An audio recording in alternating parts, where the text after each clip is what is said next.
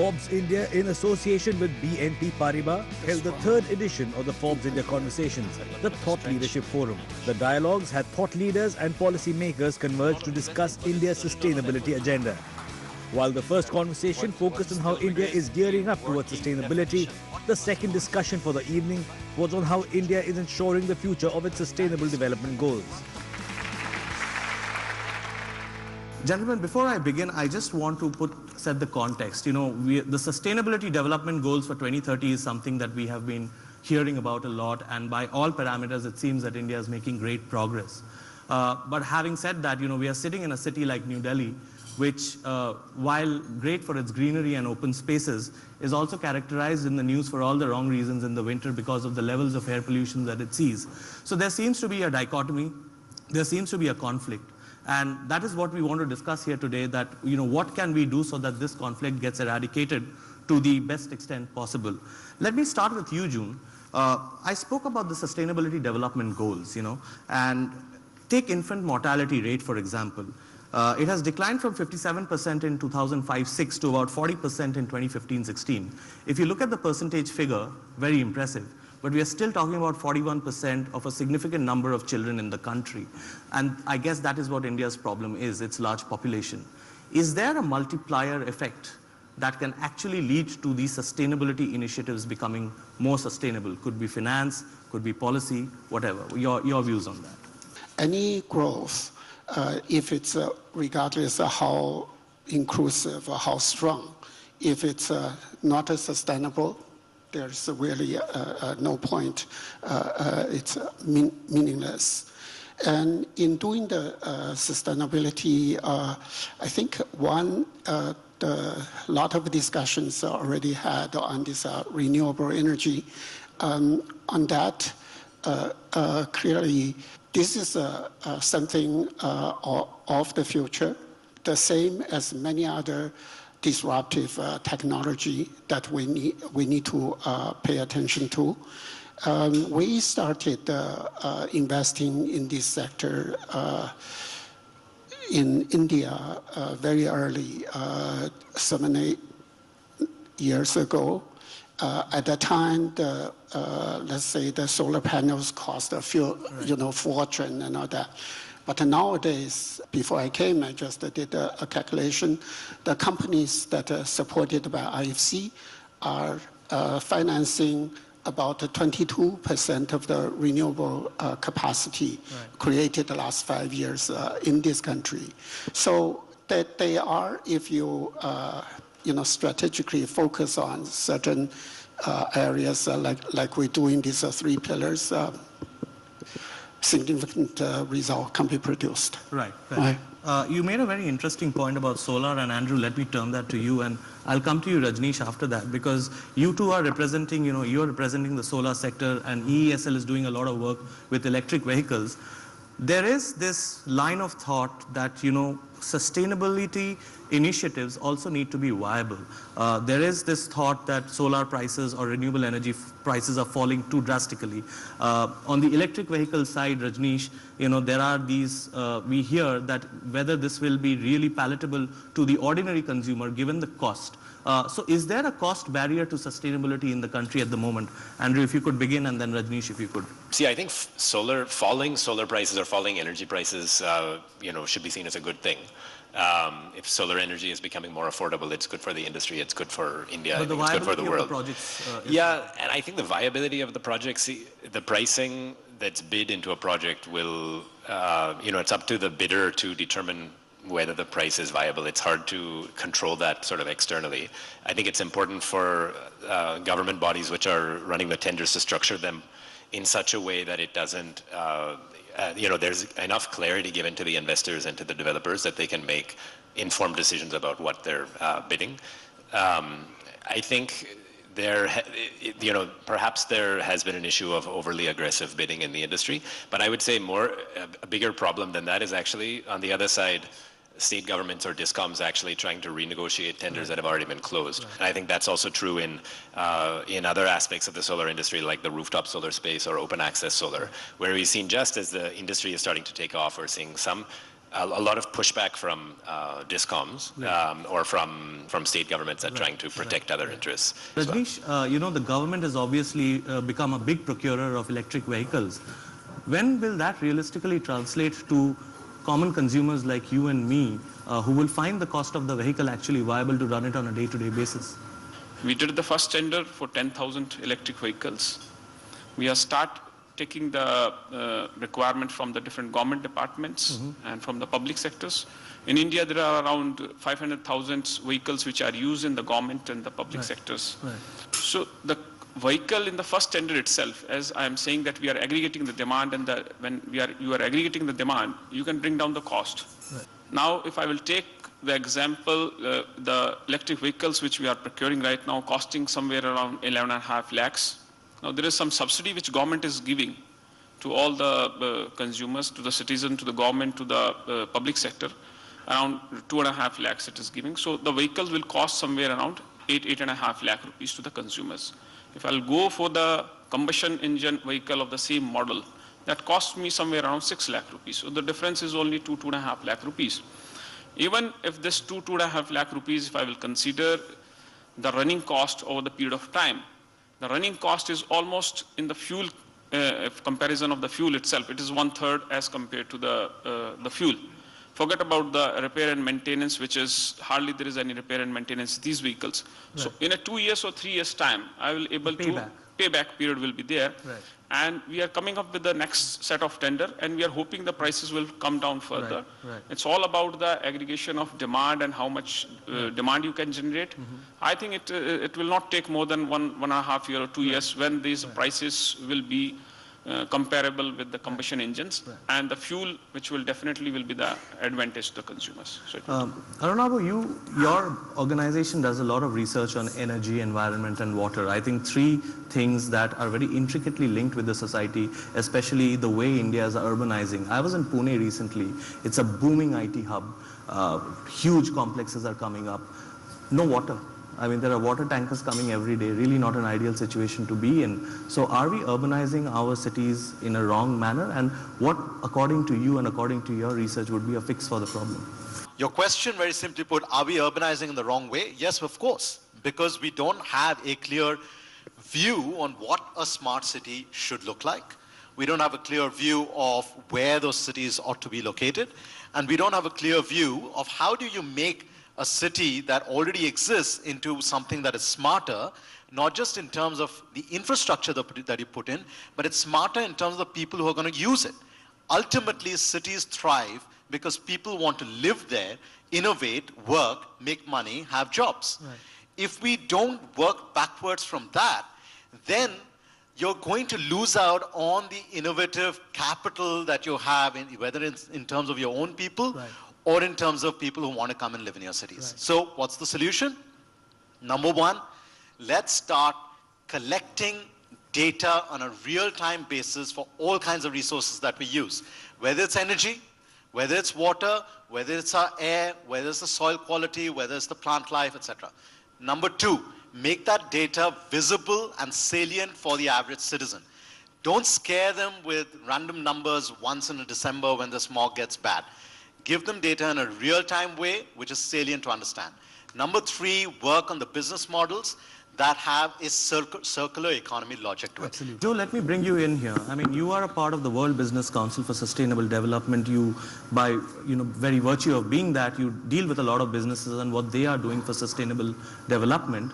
CSR is something that all companies in India have to dedicate a specific portion of their profits to. Are we using CSR in India effectively, or are some of those projects really not worth the time and money? I would say that by and large we're using CSR ineffectively, and bringing it into this conversation, I would say, is one example. Because what we are talking about here with the Sustainable Development Goals and just the issue of water, which Dr. Ghosh has just set out, we're talking about extremely urgent and large-scale systemic challenges which can't be fixed from the change in our pockets. So let's set out what we're talking about. The Sustainable Development Goals, these are the goals the world has set for a really transformed society without poverty, without hunger, with no plastic waste in the system, and with climate change managed. These global goals, to a very large extent, are actually Indian goals. India is 1/6 of the world's population, but it could be as much as half of the Sustainable Development Goals. India is where 2/3 of the people in the world without a toilet are. India is where half of the malnourished children in the world are. India is where, I'm sorry to say, but half of the people in bonded labor are. So, India is right at the center of this. India is also the fastest growing large economy in the world. It's central to the growth that the world needs. So India's success is tied up with global success and success of achieving these goals. The good news is that the transformations required are underway, and simple things like GST, demonetization, these are very important. The renewables push is happening faster than is turning into reality faster than anyone could have thought. There's no 2-degree scenario for the world without a successful energy transition for India. We all depend on a successful transition in India. It's essential for all of our success. Now, India understands this very well and is extremely well regarded internationally in terms of climate leadership. We saw that at Davos when Prime Minister Modi made his remarks recently. What needs to happen now is that the government must build on its commitment to transform India's energy sector and really push on its targets, push on its renewable energy target, follow through on its electric vehicle mission, and create a sustainable, prosperous future for its people and a stable planet. We need to make India the world's laboratory for innovations and technologies related to efficient power, energy, and water, whether it is on the policy front, whether it's on the currency front, and so forth. But if we get this mantra right of policy, technology, and finance, I think we are almost certain to get a much more optimal, equitable, and resilient management of our energy and water resources.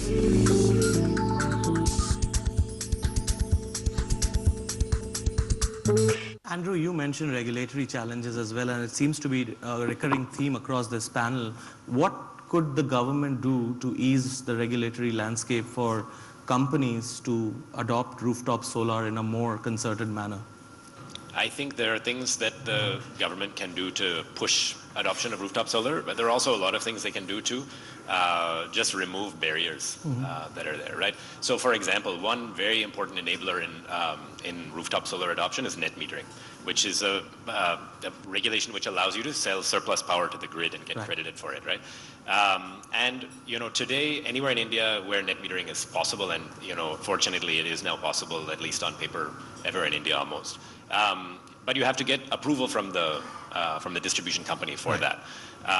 And actually, truthfully, there's no need to actually get approval for net metering. There's a separate requirement for getting. It's quite prevalent abroad, isn't it? I'm sorry? It's quite prevalent in some of the Western countries. It is. But you see, there's already an electrical safety approval which you have to get for any rooftop solar plant, right? So that covers the safety aspect of it. Now, when you introduce an approval that you have to get for net metering, it means that you have to go to the DISCOM and apply. And then basically the DISCOM is put in a position of having to create an application process, a screening process, technical requirements, all of which are actually more or less unnecessary for a rooftop solar plant. So if you just actually, instead of trying to streamline the net metering regulations, if you were to actually just remove the requirement of getting approval in the first place, if you basically create a system of having a deemed approval, right? So deemed approvals are there, for example, when it comes to land use conversion for solar projects. Sure. So if you were to say that if you set up a rooftop solar plant and you have the right safety approval in place, you can immediately start availing a net metering policy without waiting for the DISCOM to process your application. That would be a huge benefit to especially smaller rooftop installations, which today are the ones which are not taking off. Joke, very quickly, which are some of the industrial sectors or business sectors in the country that are more forward-thinking and forward-looking when it comes to sustainable practices, and which are some of the laggards, according to you? Okay, so I think that business in India and sustainability is a bit like India and climate action in the world. I think that there's an awful lot of good practice, and for example, India, I think, is seen as a leader internationally, but it's not commensurate with the scale of the challenge. So what we see in India very often, whether it's an Indian headquartered company or the subsidiary of a global company, is world-class engineering, world-class energy efficiency, world-class performance on water management, and this is because water is scarce, energy is expensive, and India has a fantastic engineering culture. So, you know, for example, the Indian cement sector is the most energy efficient in the world. Fantastic. I think that as you go very quickly, Indian industry gets into smaller companies, and there is where the gap is. Right. But the progress to be made is in the hard-to-abate sectors. So I mentioned cement. There's an awful lot of cement production that is still extremely CO2 emitting. It's very hard to abate that. Steel is another sector, and we've talked a lot about mobility. Until we make the shift to electric vehicles, that's going to be very, very challenging. Right. Arunabha, my last point is there a problem with the mindset among us in terms of the way we approach sustainability and civic sense? And do we need to do more from an education point of view to teach our children in schools and colleges to be more, think more sustainably, act more sustainably, and just, generally be more responsible citizens? Do we do enough of that? The short answer is clearly we don't. India has 750,000 primary schools. Every second primary school does not even have a wire coming into its premises. Now, you actually started off this panel talking about sustainable development goals. The single biggest leverage is female education. It will impact all other sustainable development goals. Now, to do that, you've got to provide functioning water services and functioning energy services in functioning schools. Right. For women, for girls.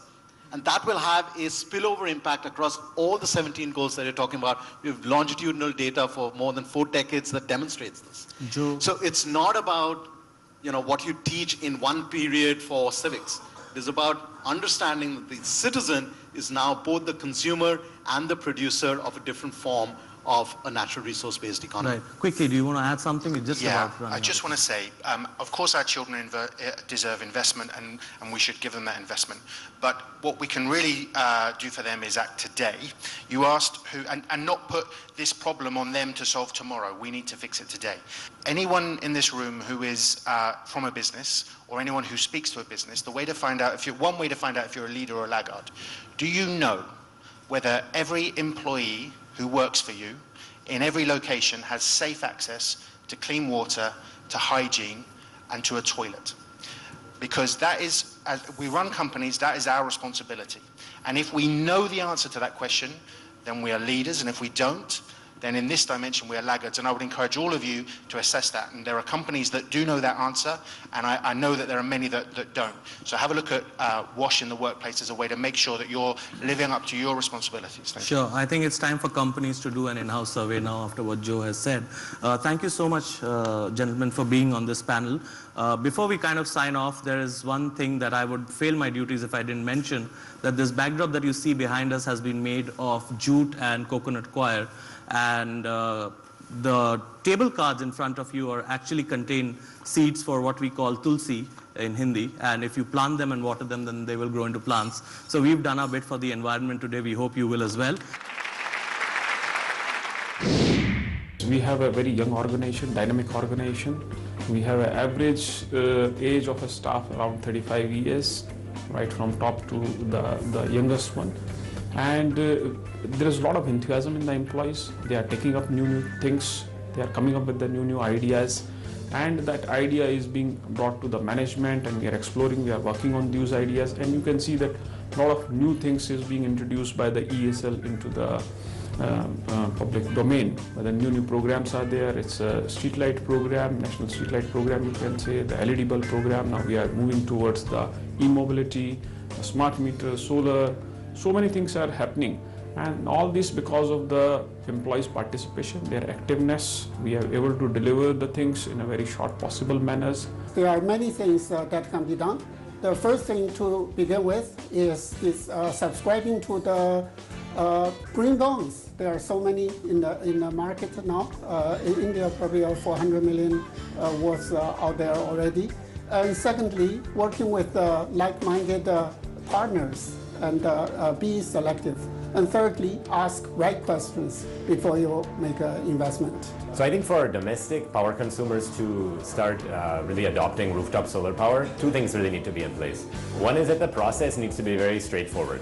So if you're expecting an individual consumer to go to the discom and to sit in front of them and try to get a net metering application processed, and if it's very tedious, realistically they won't do it. So the process for doing that needs to be very straightforward and easy for the consumer. And really the second condition is that the numbers need to stack up. Unless the power pricing itself is going to change, there needs to be some sort of incentive mechanism such as a feed-in tariff where residential consumers are paid a price which makes it worthwhile for them to actually invest in a solar power plant.